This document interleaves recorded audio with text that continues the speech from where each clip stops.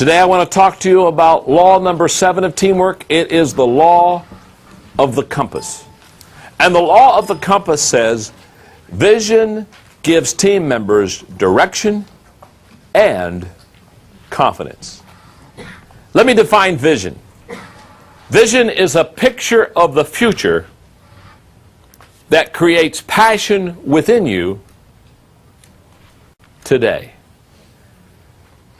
What I want you to see is, it's a picture of the future, but if all you see is a picture of the future, it's not a vision that moves you. It's got to create passion within you. It's kind of like the picture before you, the passion within you. In other words, it's very possible to see a picture of the future of your company or your organization and not be stirred. That's not a viable vision. A viable vision not only gives you a clear picture of what tomorrow looks like, but it kind of stokes a fire within you today. In my book, Developing the Leader Within You, I have a whole chapter that is set aside of teaching vision casting and the power of the vision. And the reason for that is because every successful leader has a vision. Isn't that true? I've never met a leader that didn't have a vision. If you go up to somebody and say, hey, what's your dream? And they look at you and say, I have no dream at all. Now, I'm the leader of the organization, but it beats me what we want to do. They are a leader in position only. They're not a leader. Because if you're a leader, you've got the vision, you've got the dream, and you've got the passion within you. So what I want to do, because vision casting is so essential, your ability as a leader to cast vision to the team, and your ability as a team member to catch the vision of the team is going to determine the success of your team. Let me break down this whole idea of vision. And let me give you the vital components of casting the vision, because I guess the best way to explain this is a checklist for you. If you have to cast a vision to your team, whether you're a school teacher or in the business community or a pastor of a congregation or a government leader, if you've got to cast vision, there are certain components that you need to check off to make sure you have in your vision casting speech that'll make it successful. Let me give them to you. Number 1, clarity. Clarity brings understanding to the vision. In other words, when you cast the vision, when you draw the dream, it's got to be clear. I used to live in San Diego, and for several years I had a wonderful seats right behind the first base dugout of the Padres games, and so I went to some Padres games, and I know they're not very good, but in fact, when I was out there, they were pretty terrible. In fact, I used to say they're the finest minor league team in the majors. But anyway,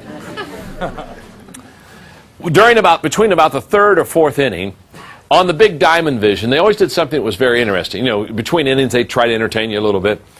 And between, 3rd, 4th inning, sometime in there, about the middle of the game, what they would do is out on the diamond vision, they were going to put the picture of a baseball player on the screen. But the way they did it, instead of putting the whole picture up there, they would put one piece of the puzzle, of the face of a ball player. They would put it up. Now, obviously, when they put just one piece on the diamond vision, you couldn't tell who it was. So basically, the whole crowd is watching the diamond vision. They put one piece, and you're kind of looking at it because you don't have a clue. And then they put another piece. And, okay, now you're looking at it a little bit more. And they would put another. Now, what was interesting is, after they would put maybe 4 or 5 pieces of the face puzzle together on that diamond vision, all of a sudden, you could hear the crowd, they go, oh. Now all of a sudden, they had enough pieces to know who the player was. I've often thought to myself, the response of that crowd watching that game, watching that puzzle at that time, the response of the crowd when they had enough pieces of the puzzle to figure out who it was, is what happens in your organization, on your team, when you begin to take the vision and begin to put the pieces together, and all of a sudden it becomes clear enough that everybody has it figured out. Clarity is essential on the vision. If the vision is fuzzy, the people are fuzzy, and we don't need any more fuzzy people. We don't need a fuzzy team. Well, no, we just have a wonderful group of people. They're quite fuzzy, but they're wonderful people. So, how do you make the vision clear? By asking, and then answering 2 questions. Question number 1, what do you want them to know? And question number 2, what do you want them to do? If you can answer those 2 questions, what do I want you to know? What I want you to do. Those 2 questions will begin to clear up the picture. Clarity is number 1. So ask yourself when you're casting the vision, is it clear? Let me put it this way. If you can't figure it out, neither can the players on the team. Okay? Number 2, connectedness. Let me explain this. If the vision is to be successfully cast, it has to have a feeling of connectedness. It has to bring the past, the present, and the future together. In fact, I put the statement because I like it. When people touch the past, they will reach for the future. You have to have a connectedness. Here's what I find. Many times when we cast vision, it's all about the future. And it's not about the foundation that has been laid yesterday. So what happens is, when we talk about the future, but we don't talk about the foundation that has been laid, whether it's the price that was paid years ago or the sacrifice, whatever. When we just talk about the future, we eliminate part of the picture. Just as if all you do is talk about the past, there is no future. So what you do is you develop a connectedness. It's not either or, it's both and. And here's what happens. When you talk about the past, you bring value to the people that have already paid the price. When you talk about, so the older people receive value out of it, and the newer people receive security from it. They say, oh my goodness, wow, somebody has been thinking about this way before I ever got here. That somebody's already paid the price. There's a security that comes when you're able to connect the past with the future. Connectedness. It's very key to vision casting. Component number 3 in casting a vision. Purpose. Purpose brings sense to the vision. Purpose makes the vision make sense. The vision describes where you're going. Purpose describes why you're going. And people won't constantly go to a destination unless they know the reason why. Isn't that true? Why are you spending that money? Why are you taking that time? Why are you expending all that energy? If you don't have a why, if you don't have a purpose in the vision, you won't stay on target for the vision. You'll give it up very quickly. You'll lay it aside. Why? Because the purpose is what keeps you on the path to the vision itself. Number 4, goals. When you cast vision correctly, there are goals, because goals bring measurement to the vision. Goals keep the vision realistic. There's a measurement. How well are we doing? Are we there yet? How far are we? How soon will we get there? Now, too many of us, we're like my friend Charlie Brown. Now, there's a study in leadership. Charlie Brown's in the backyard, he's got his bow and arrow, and he's having target practice. What he's doing is he pulls back the string, he lets the arrow fly wherever the arrow flies, no matter wherever it sticks in the board fence. Charlie Brown takes a marker, and wherever the arrow is, he draws a target. And he lets it fly, and he's over here and he's drawing another target. Well, Lucy comes out. You know Lucy, the mother of all board members.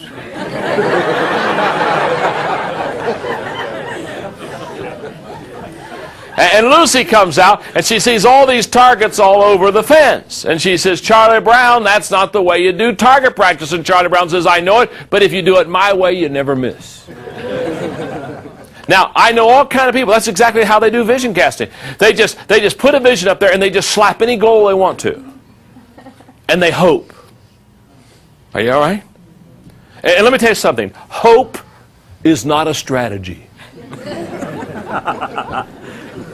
I remember people, well, we hope to. Yeah, well, we're hoping to get there. We're hoping that this is going. We're hoping it'll all turn out. Hope's not a strategy. And so in your vision, have measurable goals so you can always see where your progress is. Number 5, honesty. Honesty brings integrity to the vision. And let me say what else it does. It brings credibility to the vision caster. Make sure that your dreams and your vision is honest. In other words, if I get up in front of you, if I'm leading you as a team, and I get up in front of you, and every 6 months I put a dream out here or a vision out here that we don't accomplish. But every 6 months I put up another dream. I say, well, for the next 6 months we're going to do this, or the next 6 months we're going to go there. But we never get there. We never do that. After I do that a half a dozen times with you, when I get up to cast vision, you're basically saying, here comes hot air again. Mm-hmm. Because there's no integrity in the vision. And when there's not integrity in the vision caster loses credibility. You got to be honest. You got to let them know where you are. Number 6, stories. You've got to have stories in your vision. Because that brings relationships to the vision. That makes the vision warm when you tell stories.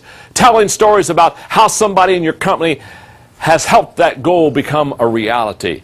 Those kind of things draw people to you. Too many times we try to cast vision without stories. Put stories, the stories warm up the vision. The stories personalize the vision. The stories make the vision identifiable by the average person. Number 7, challenge. The challenge brings stretching to the vision.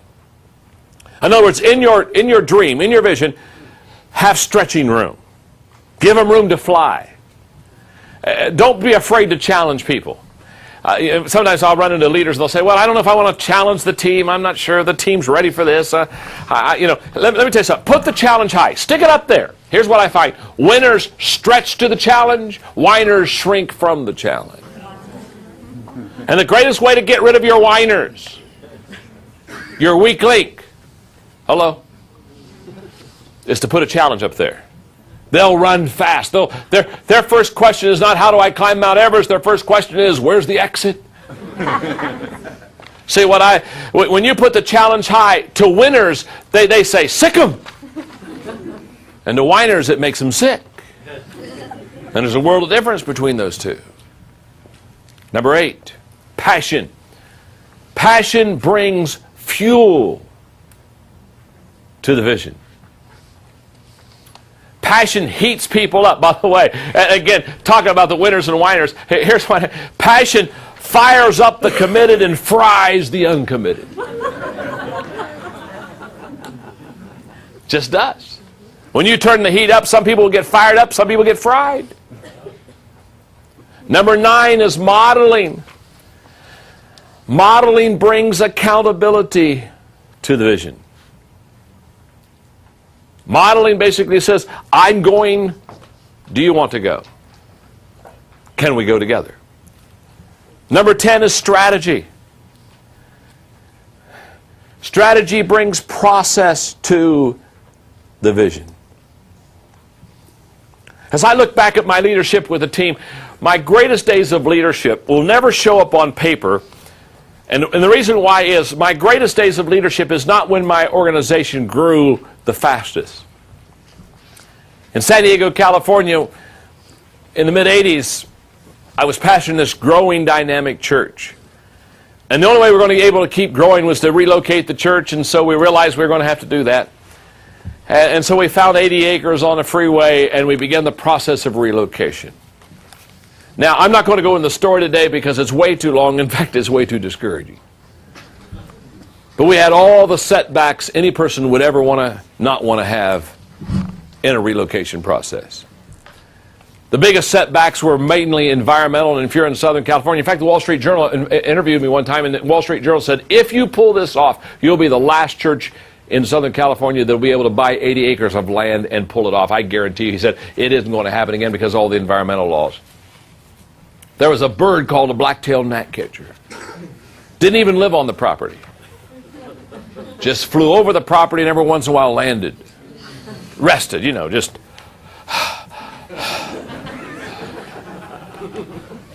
Because the black-tailed gnatcatcher landed on the property, the environmentalists said we couldn't build our buildings on the property.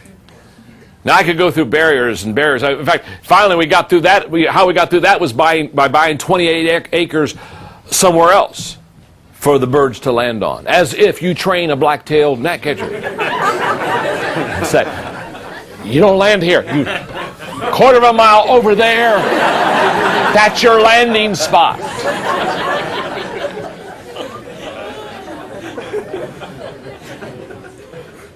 $8 years later, millions of dollars later, we got the zoning.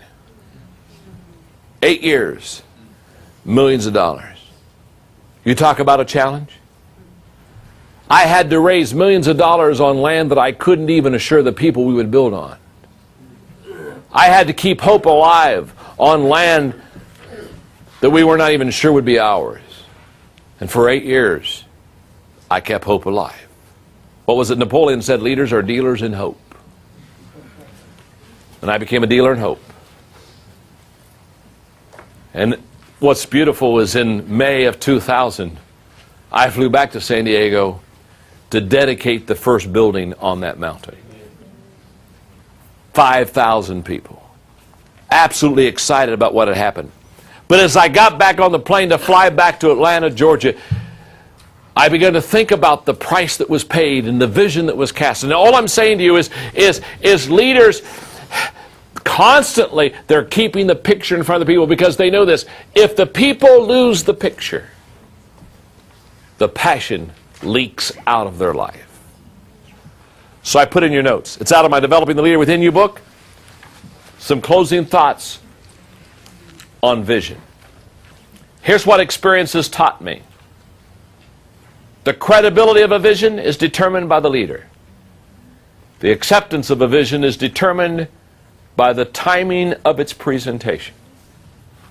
The value of a vision is determined by the energy and direction that it gives. The evaluation of a vision is determined by the commitment level of the people. And the success of the vision is determined by its ownership by both the leader and the people. One last teamwork thought. Great leaders take the vision from me to we. That's your goal. The vision has to go from me, the leader, to we, the team. And until that happens, the vision will never be successful. But law number 7 is a great law. It's the law of a compass. Vision gives team members direction, and it gives them confidence.